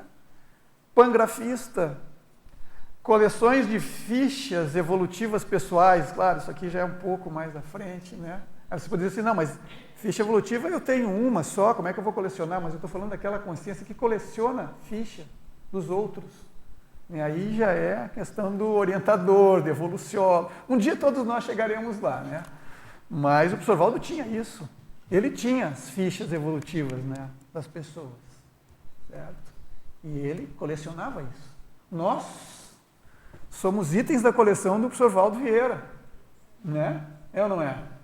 Ele tinha a ficha nossa lá, fazíamos parte da coleção dele.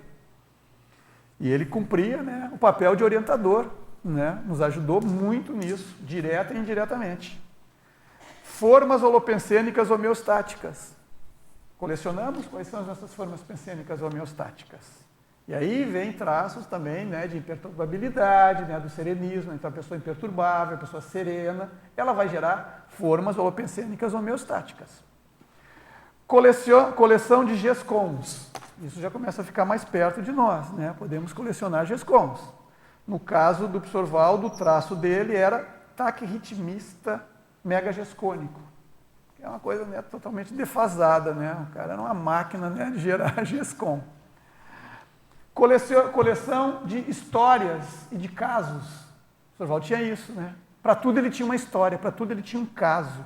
E aí a pessoa que é experiente, é veterano, quanto mais nós vamos avançando na vida e quanto mais termos de quantidade nós vamos fazendo, mais nós temos casos e histórias. Coleção de iniciativas. E aí? Quantas iniciativas nós temos? Se nós tivermos que listar as nossas iniciativas, quantos itens vai ter essa nossa coleção de iniciativas?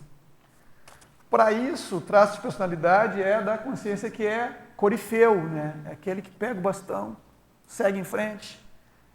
E o professor Valdo tinha os traços personalidade que ele era uma pessoa, um cara emblemático, expoente, pioneiro, simbólico. Ele forjou isso com detalhes, com critérios extremamente detalhados. Esses critérios eram preciosos, vai desde a imagem dele, a figura dele confluía para isso, para ele poder ser efetivo das suas iniciativas. Então ele era um líder, inclusive no seu visual, porque ele se destacava, e ele cansou de contar isso aqui, fez verbete da veste única, tudo mais, e o pessoal de Hollywood, especialista em imagem, ele fez tudo isso, e ele deixou aquela barba veneranda dele, que ele dizia, e se vestiu de branco, e quando ele tinha que comprar as coisas nos leilões, lembram lá que ele botava shorts, camisa havaiana, alugava uma limusine, para chegar lá e dar pinta de bilionário, para ninguém, né, para a especulação dos preços não aumentar. Então, ele fazia tudo isso de caso pensado, né? Isso contribuía para essa peculiaridade emblemática dele e até simbólica. E aí, coleção de instituições, de bairros, de monumentos evolutivos. Valdo fez isso. Ele fez bairros. Ele construiu um bairro em Uberaba, construiu um bairro em Foz do Iguaçu. Né? As diversas instituições que ele criou e ajudou a criar, os monumentos evolutivos, né, que a gente coloca, como por exemplo, a enciclopédia é um monumento evolutivo, o tertuliário é um monumento evolutivo, né, que ele colocou aqui, né, que o corpus de conhecimento da Conscienciologia vai ser deixado em prosa e em pedra. Né? Então nós vamos deixar vai ficar todo esse legado escrito, e é o bairro, a Cognópolis, construída aqui e em outros lugares. Né? Para isso, a personalidade tem que ser o quê? O cara tem que ser um empreendedor, tem que ser um ativista, tem que ser um expansionista. Esse traço de personalidade faz com que a pessoa crie uma coleção de instituições, de bairros, de monumentos. Sem isso, a pessoa não vai chegar lá. A constituição eu já falei aqui da personalidade consecutiva, ela está junto com a coleção de lembranças. E para isso você tem que ser um reto cognitor. Para as personalidades consecutivas, mas as lembranças, não necessariamente, né? Existem muitas lembranças que são desta vida. E aí que está. Como é que está a nossa coleção de lembranças? Já esquecemos das lembranças?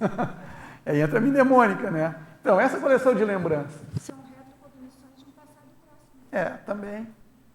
Então, está classificada? Como é que está lá? Os 51%? Lembranças construtivas, né, harmoniosas? Ou como é que está? As lembranças são mais nosográficas, mais homeostáticas? Temos esse balanço? A coleção de neologismos. O professor Valdo deixou aí, criou monstros, né? Nós também estamos criando neologismos, né? Muitos de nós estamos criando. É claro que não lá os 15, 20 mil, sei lá quantos mil que ele já criou, mas a gente faz o que pode. Então, qual é o traço de personalidade? Tem que ter o filólogo, o lexicógrafo, o lexicólogo, o neologista, o orisbologista. Então, são itens aqui mais especializados daquele que se capacita para criar neologismos. Coleção de ofiexes. Aí também tem coisas que, né? Que tem, você vai dizer, mas ofiex é uma. Não, mas tem essa ofiex, tem a retroofiex, né? Tem a ofiex da intermissão. Então, tem a coleção de ofiex, né? Esse tem que ser ofiexista. E também retrocognitor, né? Mas aí, naquela nossa estratégia aqui de não repetir. Coleção de omissões superavitárias. O professor Valdo, né, já cansou de falar aqui de todas as omissões superavitárias que ele teve. Né? Mas para isso você tem que ser coerente consigo mesmo. Uma das coisas mais difíceis nessa vida é ser coerente, né? Você se manter coerente com o que você pensa, com o que você diz. Não é fácil. Tem que ser um declinador cosmoético, maxi-dissidente, objetor de consciência. Bom, vocês estão com paciência? Posso seguir aqui? Então tá. Só falta mais 15. Alguns eu já falei que são consciência. Coleção de paracicatrizes.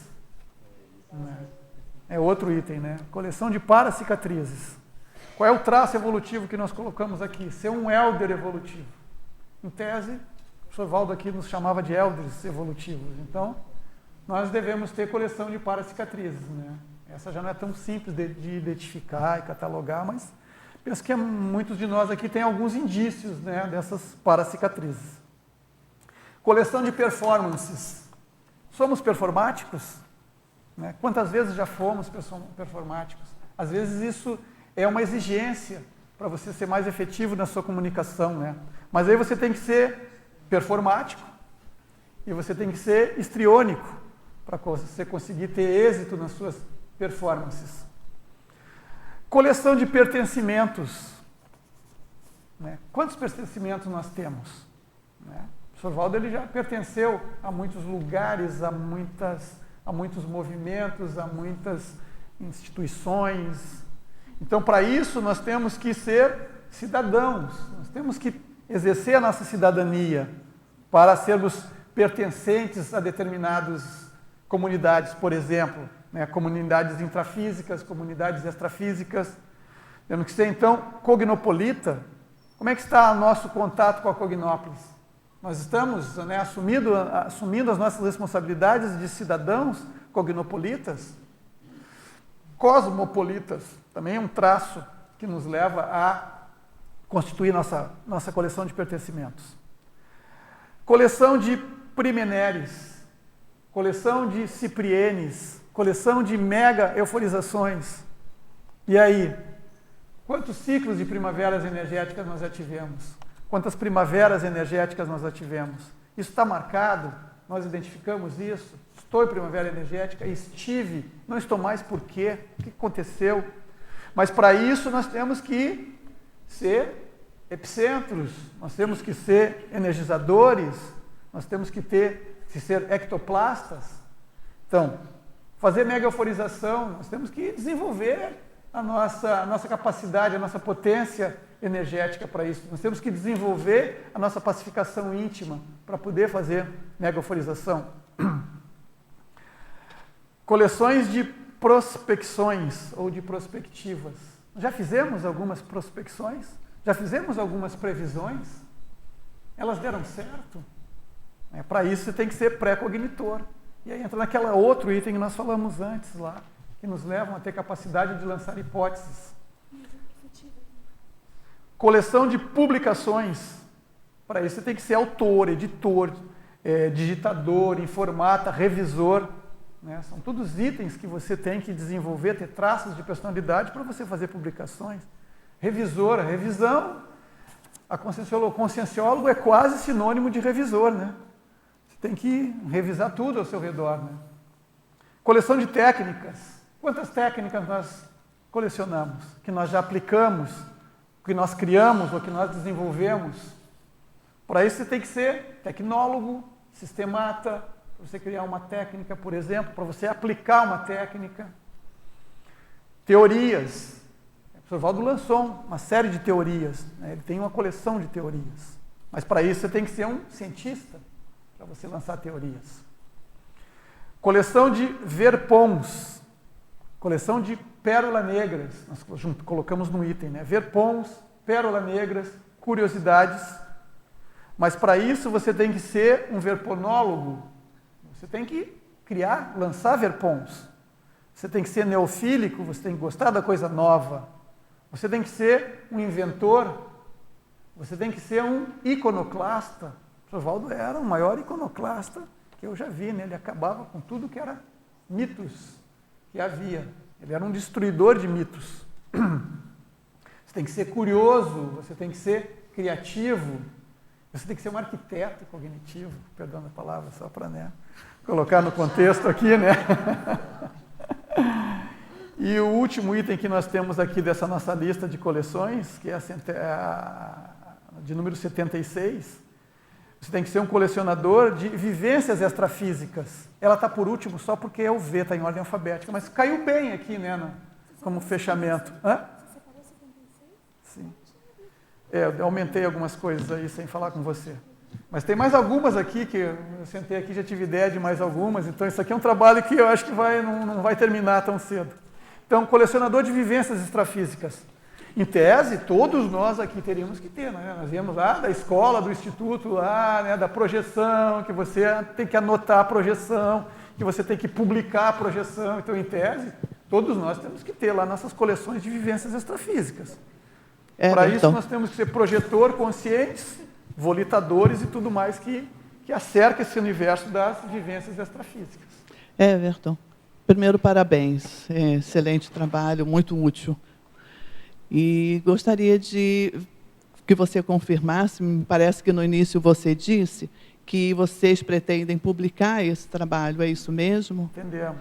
Obrigada. Vai ser muito bom, obrigada.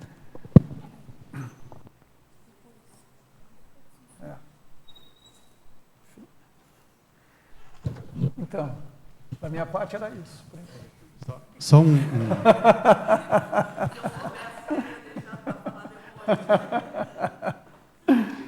Eu não sei se você colocou nessa sua listagem que você fez antes, mas uma coisa que chamava muita atenção no Valdo era a coleção de rotinas úteis que ele tinha na vida toda, né? Da vida dele era uma coleção de rotinas úteis, né? Já está aqui.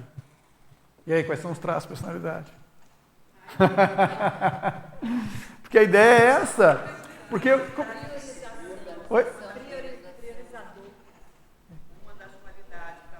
A rotina útil seria prioridade primeira, tem que ter muita noção. A PRI, né?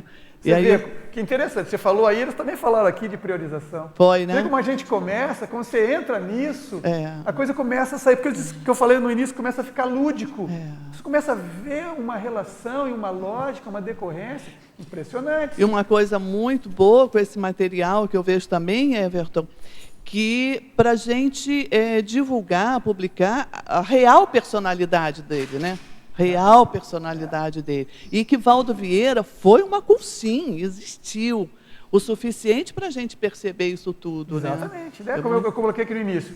Tiramos isso do que ele escreveu, do que ele disse, do que a gente vivenciou. Que a gente vivenciou. Do que a gente presenciou.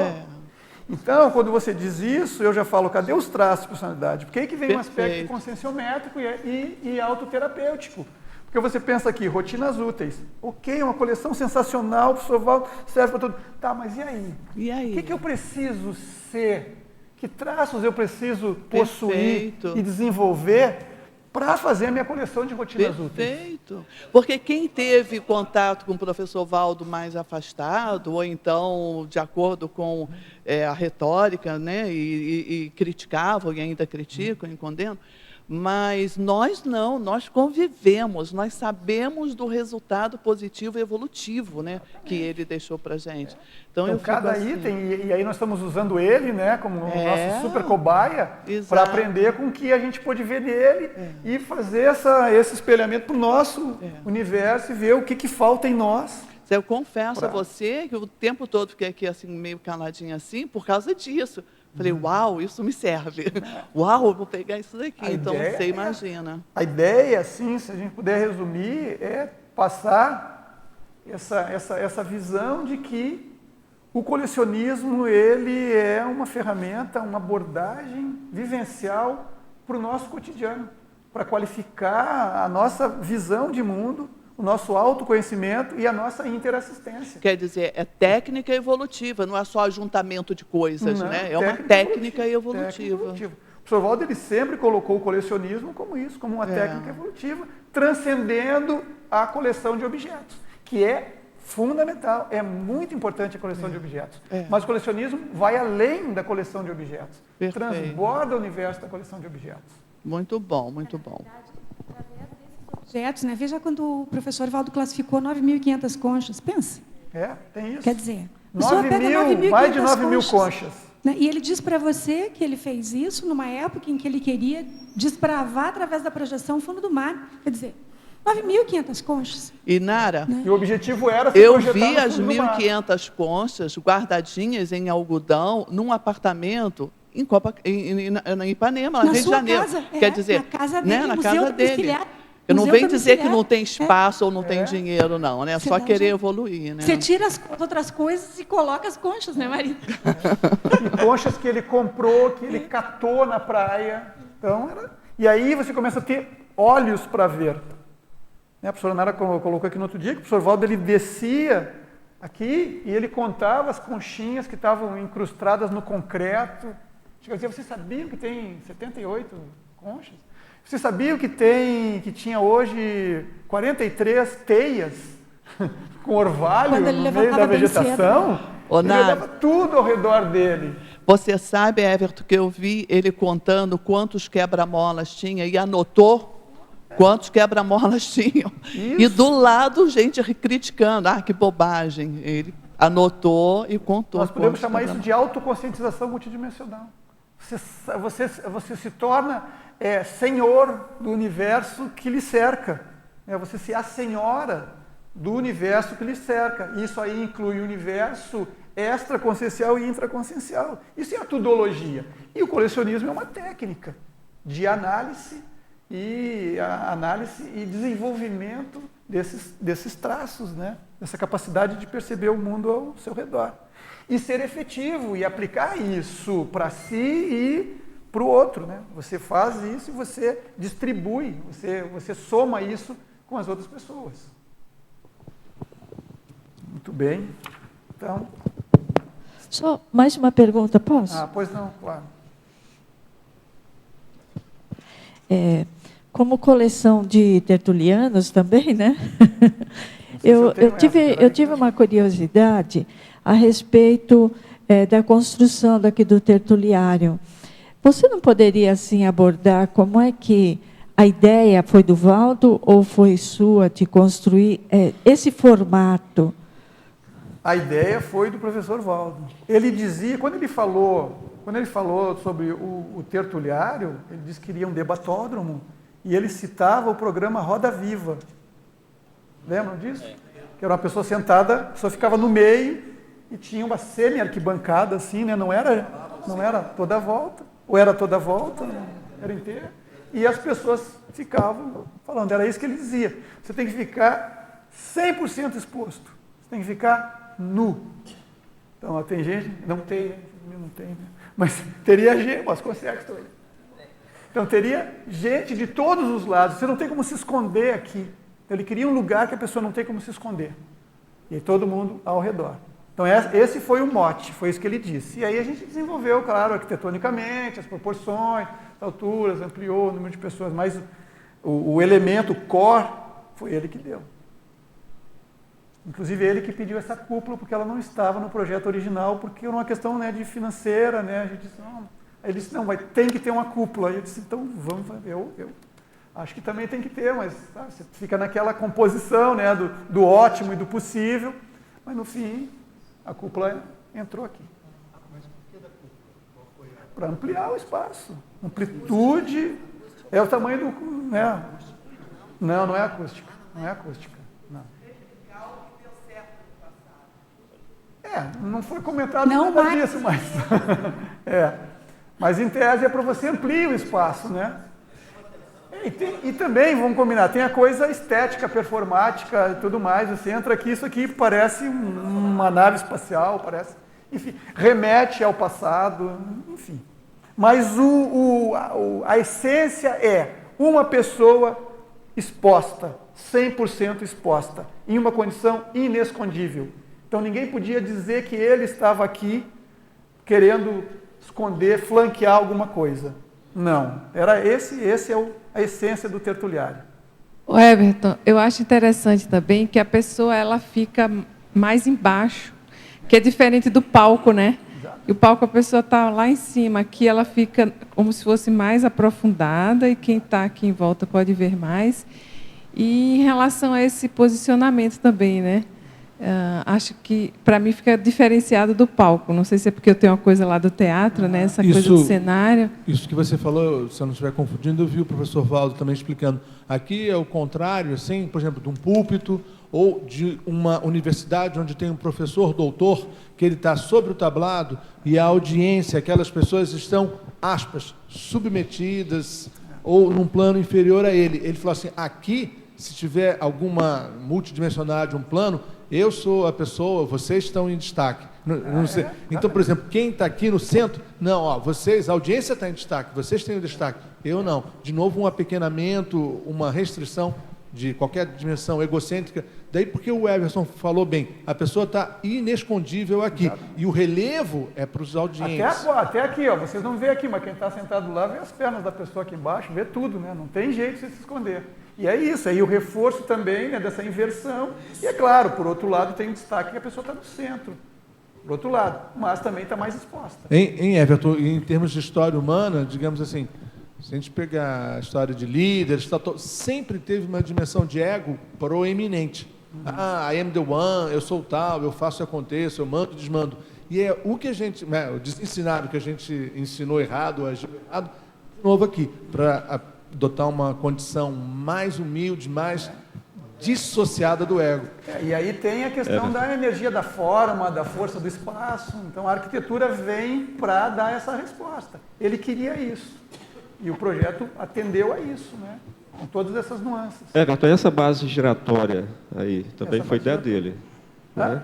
Essa base giratória, porque isso gira, né? Esse palco gira. Você aperta um botão aqui, gira, para você poder ficar de frente para os quadrantes. Como é que foi essa engrenagem aí? Tem um motorzinho, uma coisa aí que vai, como é que é? A engrenagem. Isso aqui foi o mais fácil, digamos assim, né? Porque isso aqui é um motor que tem aqui embaixo, em cima de um cilindro com as rodas que deslizam em cima do outro aqui, e esse motor é acionado por um botão aqui, controle remoto, você liga aqui, eles... Everton. É bacana, né? Aqui. Uma pergunta relacionando a Cognópolis e colecionismo. O Valdo falava muito na questão de nós chegarmos a 50 ICs e 50 laboratórios. Em algum momento, assim, você lembra dele ter falado da razão desse número e dessa quantidade para Cognópolis? Não. O número, eu não sei. Você lembra alguma coisa, Nara? O número, não. Porque ele falava dos 50. Não sei porque é 50. Mas vou anotar isso para pesquisar, ver se eu acho alguma coisa disso, desse número 50 aí. O Alexandre falou 50, 56. Se for 56, dá para entender. Não dá para saber. Mas, gente, infelizmente para mim o tempo terminou. E eu acho que fica bem, assim, bem colocado nós anunciarmos a Semana de Holotecnologia e a mostra, né, do colecionismo interassistencial. É bem oportuno, não é? Porque nós já estamos dentro da Semana de Holotecnologia, 4ª Semana de Holotecnologia. Essa tertúlia matinal, assim como o ciclo mental somático de ontem, já faz parte da semana. A semana foi aberta sexta-feira, anteontem, e segue com atividades. Esta mostra que foi aberta fica a semana toda lá na Holoteca, aliás, ela vai permanecer por muito tempo. E no final de semana, sexta, sábado e domingo, nós teremos várias atividades. Na sexta-feira começa o curso Holotecnologia e Cosmofisiologia, a 5ª edição. Na sexta-feira é uma atividade gratuita. Então vai ter abertura aqui no tertuliário, certo? Com o lançamento da revista Holotecnologia e Cosmofisiologia. A edição número 3 não está aqui, mas ficou sensacional. É importante, né, recomendar que vocês peguem a revista com um guardanapo, uma coisa assim, para não babar em cima da revista, porque está sensacional a revista. Tem muito conteúdo e o formato dela, o design gráfico também é um primor. E vai ter uma atualização do Mega Centro Cultural Holoteca. O pessoal da EC vem aqui, vai passar um vídeo da proposta customizada, possível de ser construída, o mais breve, sobre o Mega Centro. Isso é dia 28, gente, semana que vem, na sexta-feira. Não somente venham, como nos ajudem a divulgar. É importante para toda a comunidade saber, para a gente ter esses detalhes, né? Então, essa semana vem o arquiteto do escritório do Oscar Niemeyer, tem uma reunião aqui com a IEC, eles terão novidades para nos falar. É importante, então, que a gente esteja aqui para nos atualizarmos todos, né? Esse projeto é um projeto da comunidade conscienciológica. Enfim, então, nos ajudem, por favor, a divulgar. E só para dizer para vocês que a ideia da Semana de Holotecnologia e em especial o curso de holotecnologia e cosmobiologia, esse curso foi criado com base na divulgação e autoconscientização para todos nós da importância do Megacentro Cultural Holoteca. Esse curso foi criado com essa intenção, divulgar essa ideia. Quero sugerir que esse evento, dia 28, seja passado online. É possível, nós podemos divulgar para os 1.700 voluntários. Não sei, Everton Livramento, está confirmada a divulgação online da apresentação, sexta que vem, abertura? Vai ser divulgado online. Então a ideia é, nos ajudem a divulgar, convidem os amigos para estarem aqui sexta-feira, é atividade gratuita. Nós estamos divulgando o máximo possível, mas a gente sabe que o boca a boca, a energia da pessoa, a influência da pessoa, ela é fundamental. Everton, o horário. Então, a abertura é na sexta-feira, dia 28, às 19 horas. Então, repetindo, tem a abertura do curso Holotecnologia e Cosmobiologia, tem o pessoal da AIE que vai falar sobre o Megacentro, vai ter vídeo, vai ter uma atualização super importante, e depois vai ser lançada a revista Holotecnologia e Cosmobiologia, número 3. E tem um coquetel. E tem um coquetel. Muito importante isso também. Depois nós desceremos para a Holoteca e lá terá um coquetel. São 15 anos da Holoteca, né? No meio do ano a gente completou 15 anos, vai ter então um coquetel, um bolo, enfim, para que a gente possa comemorar. Bonito, muito gostoso, para comemorar os 15 anos da Holoteca. E depois, gente, na sequência, no sábado e no domingo, tem o curso de Holotecnologia e Cosmovisiologia. O pessoal vai falar de bibliologia e democraciologia, restauração e conservação de artefatos. E aí, então, depois do almoço, e esse curso tem depois do almoço segue, Holoteca na comunidade, um dia na Cognópolis, como é que foi a experiência do primeiro dia na Cognópolis, museologia e pacifismologia. No domingo tem um campo bioenergético, que os epicons serão eu, a professora Mabel Teles e o professor Fernando Barbaresco. Depois do almoço, o curso vai ser na Casa do Chefe. É um local aqui em Foz do Iguaçu que tem um chefe e ele trabalha com alta gastronomia e lá o curso continuará. Então a professora Moema Vieser vai fazer uma palestra sobre a diversidade social e respeito às populações originárias. É uma pessoa de 80 anos que escreveu dezenas de livros, super especialista, já esteve aqui no CIEC, já deu palestra aqui no CIEC. Eles publicaram recentemente um estudo, um grande estudo sobre o genocídio indígena, e vai estar lá disponível também, a gente vai ter esse livro, a gente está achando que o marido dela deve vir também, 90... Esse marido dela que estará lá, ele não vai falar, mas ele estará lá. Ele tem 95 anos, ele acabou de escrever esse livro junto com ela, e ele agora diz para ela assim, sobre o que eu vou escrever? E ele acho que vai começar a escrever um livro sobre o Japão. Ele é antropólogo, tem uma série de pesquisador. dados sobre o Japão. Ele é antropólogo e ele, aos 95 anos, está pensando, e agora, o que eu vou escrever? Canadense, veio para o Brasil, os dois fazem uma dupla impressionante, uma trabalharam juntos a vida inteira. E nós achamos que a Sinvex devia chamar esse cara lá para dizer para eles qual é o segredo dele. Como é que ele chegou nessa idade, com esse gás, com essa capacidade toda, assim, lúcido, autoconsciente. E aí depois, na sequência, lá na Casa do Chefe, nós vamos ter uma palestra degustação. O que é isso? O chefe vai dar uma palestra sobre a história da culinária indígena. Enquanto isso, vai estar passando, canapés de pratos da culinária indígena. É uma palestra de degustação. Enquanto ele fala sobre o tema, você vai degustando aquilo que... Exatamente. E para fechar... no final, vai ter uma pequena apresentação musical, porque o chefe ele é músico também e ele tem um grupo de chorinho, então ele vai apresentar lá Chorando em Guarani. Então, quer dizer, o curso está em alto estilo de conteúdo, de diversidade, de interação. Estão todos convidados, aguardamos vocês. Está incluída a palestra degustação no valor do curso e também a revista Holotecnologia. Exatamente, gente. O valor desse curso é absurdamente barato. Ele custa R$250. E repetindo o que a professora Nara disse aqui, tem o curso todo, a revista Holotecnologia está incluída, o translado para a Casa do Chefe está incluído, a palestra a degustação está incluída. Então, estão todos convidados, aguardamos vocês. E eu preciso falar a última coisa aqui, que é a próxima tertúlia matinal, que será no dia 30 de setembro, E o tema é, olha gente, impressionante o tema aqui. Princípio cosmoeticograma.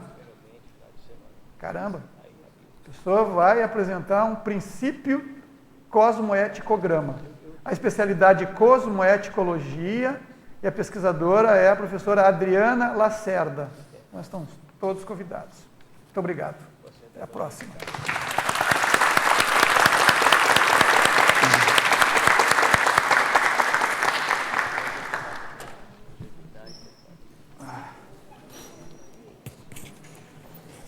Só um pouquinho já, né?